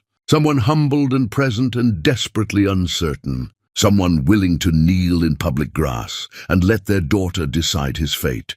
"No, he's not hurting me anymore. Then he can stay at my party." Jeff started to decline, to insist he shouldn't intrude, to retreat back into the careful distance he'd maintained. But Christie spoke first. "He can stay." 2 words. Permission that felt like forgiveness, even though it wasn't quite that yet. Jeff nodded, unable to speak. Dolly cheered, grabbed his hand, her small palm in his large one, connection that rewired everything, and pulled him toward the party. The other parents watched with confusion and curiosity. Christie followed behind, not explaining, just allowing this strange reunion to unfold. Jeff let Dolly lead him to the cake table, accepted a slice he couldn't eat, stood awkwardly while children asked who he was. "My papa!" Dolly announced with absolute certainty. He was lost, but now he's found. The children accepted this explanation with easy faith. Adults were less certain, but Christie's presence, her quiet permission, made it acceptable. The party resumed slowly. Jeff stayed at the edges, not quite participating, but no longer watching from distance. Dolly checked on him every few minutes, bringing him leaves she found interesting, showing him how high she could jump.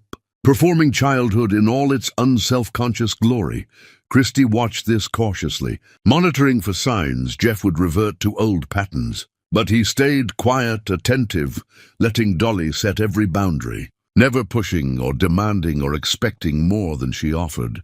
As the party wound down, parents collecting children, balloons deflating, Dolly grabbed both their hands. "This is my best birthday ever." Christie's eyes met Jeff's over their daughter's head. Years of pain and hope and complicated feelings passed between them without words. Finally, Christie spoke. "We need to talk. Not now, not here, but soon. Whenever you're ready. I don't know if I'll ever be ready, but we need to figure out what happens next. Whatever you decide, I'll respect it." She studied him, searching for manipulation or strategy, found only sincerity that looked exhausted from the effort of maintaining itself. "You can walk us to the car."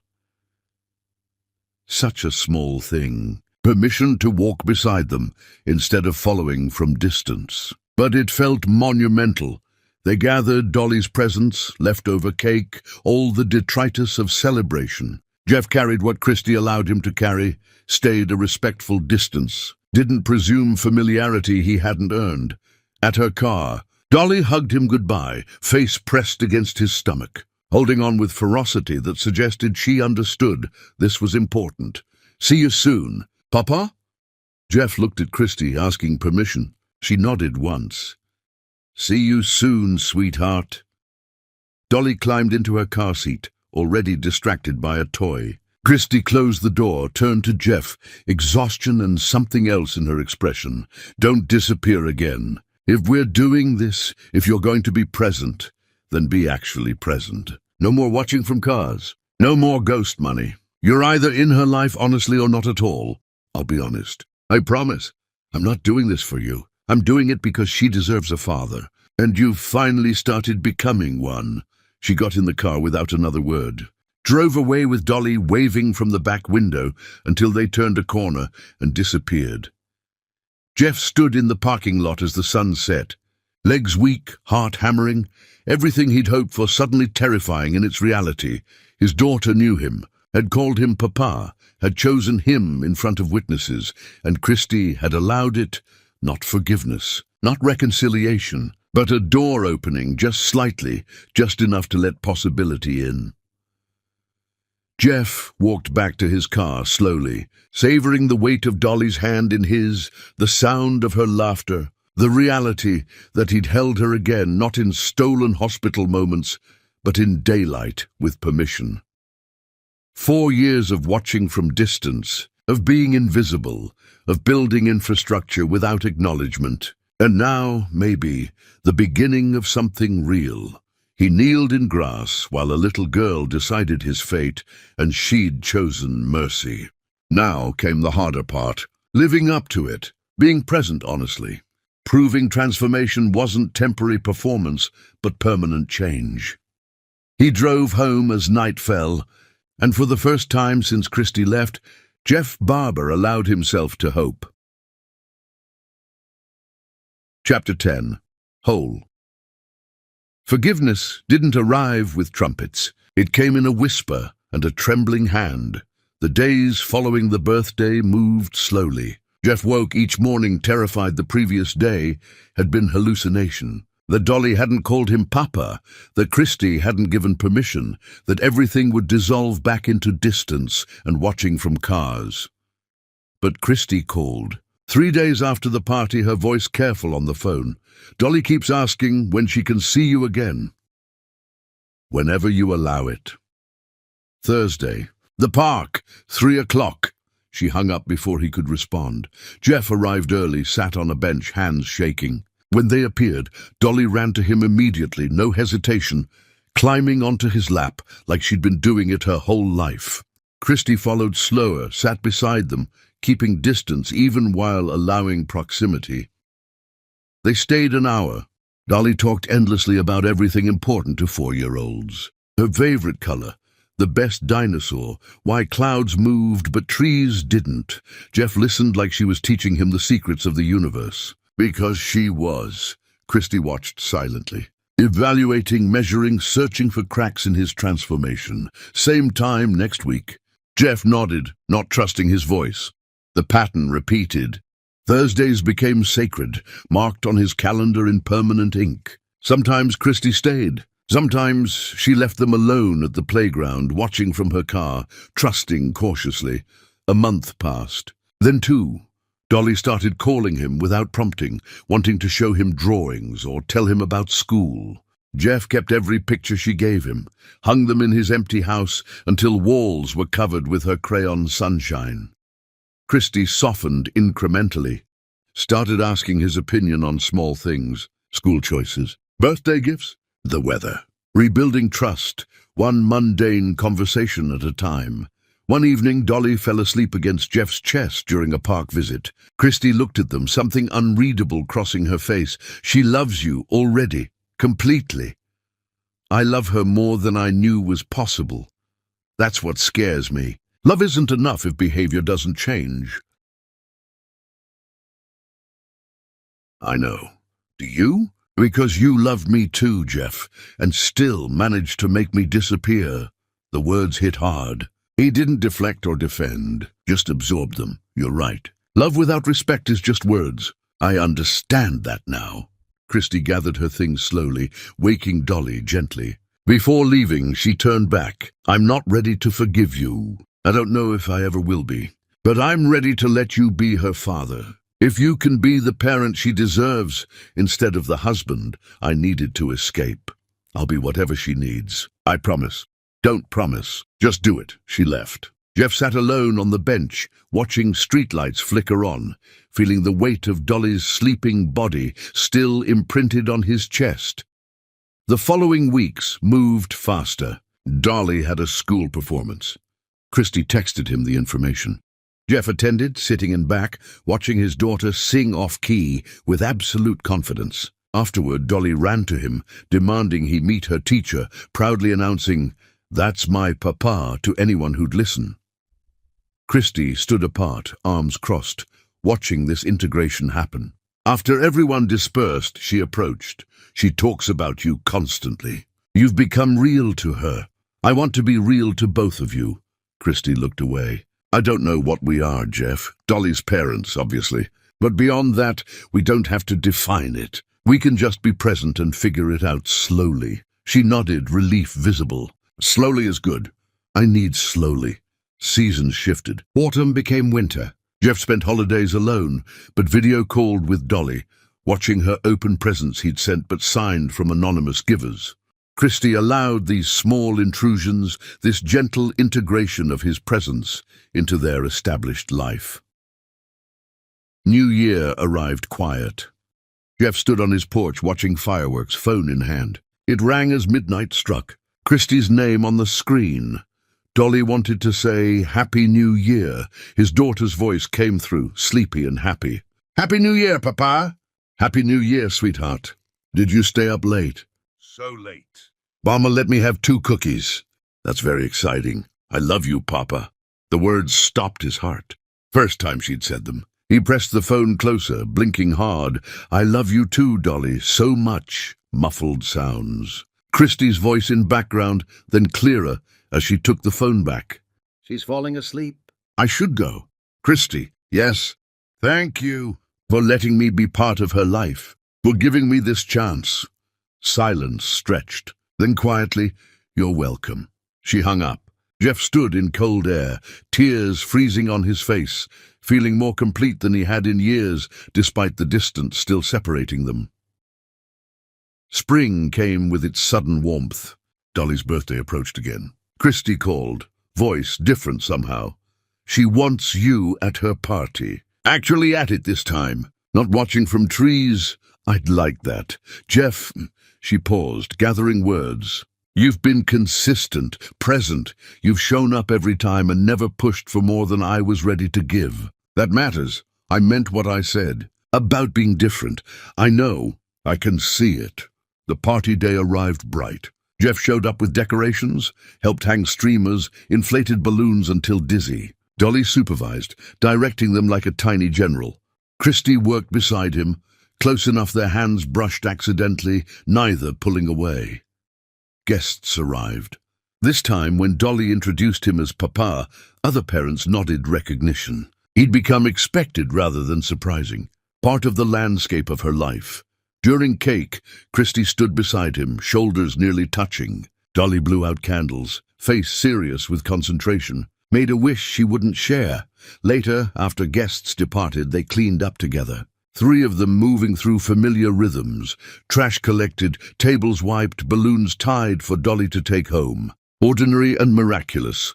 Dolly yawned, rubbing her eyes. "Papa, will you read me a story?" Jeff looked at Christy, asking permission. She nodded, something soft in her expression. Inside the apartment, Jeff finally saw where they lived. Modest, warm, filled with Dolly's artwork and photos. Christy led him to Dolly's room, walls painted yellow, bed covered in stuffed animals. Dolly climbed under covers, patting the space beside her. Jeff sat carefully, opened the book she handed him, began reading. His voice cracked on the first words, but steadied. By the end, she was asleep. He stood quietly. Christy waited in the doorway, watching him with unreadable expression. They walked to the living room. He expected her to ask him to leave. Instead, she sat on the couch. "Stay for a minute. We need to talk." Jeff sat, keeping distance, waiting. Christy stared at her hands. "I've been angry at you for so long, years. Even when you started changing, I held on to that anger because it felt safer than risking trust. You had every right. Let me finish." She looked up. "You hurt me deeply, made me feel invisible and small and worthless in my own marriage. I left because staying was killing who I was. And I was right to leave." Jeff nodded, throat tight. "But you've changed, really changed. You've been present for Dolly without demanding anything from me. You've respected my boundaries. You've proven transformation wasn't performance." She took a shaky breath. "And I'm tired of punishing the person you used to be when he doesn't exist anymore." Christy, I'm not saying everything is fixed. I'm not saying we're suddenly perfect. But I'm saying maybe we can try, slowly, carefully, see if there's something worth rebuilding. Jeff's vision blurred. "I don't deserve—" "Stop saying that. You've earned this chance. Through years of consistency and respect and becoming someone different. So stop apologizing and just be here." She reached across space between them, hand extended. Jeff stared at it, at this offering of connection, of possibility. He took her hand carefully, feeling warmth and strength and years of hurt finally starting to heal. "I'll be here, however you need me, or as long as you'll allow it." Christy squeezed his hand once. "Then stay. Not tonight, not yet. But stay in our lives. Be Dolly's father, honestly. And maybe eventually, we figure out what we are beyond that." "I'd like that." They sat holding hands while evening deepened outside. Dolly slept peacefully in the next room. And for the first time since Christy left, Jeff felt like he'd come home. Not to a building or possessions or the life he'd destroyed, but to the people who mattered, the family he'd nearly lost forever, the future he'd have to earn with every choice going forward. Some loves don't survive divorce, but the ones that do get built on ruins, stronger than anything that came before, made of truth instead of performance, respect instead of assumptions, presence instead of promises. Jeff stayed until late, talking quietly with Christy about everything and nothing. When he finally left, she walked him to the door, didn't pull away when he kissed Dolly's forehead goodbye. The door closed gently. Jeff walked to his car under stars that seemed brighter.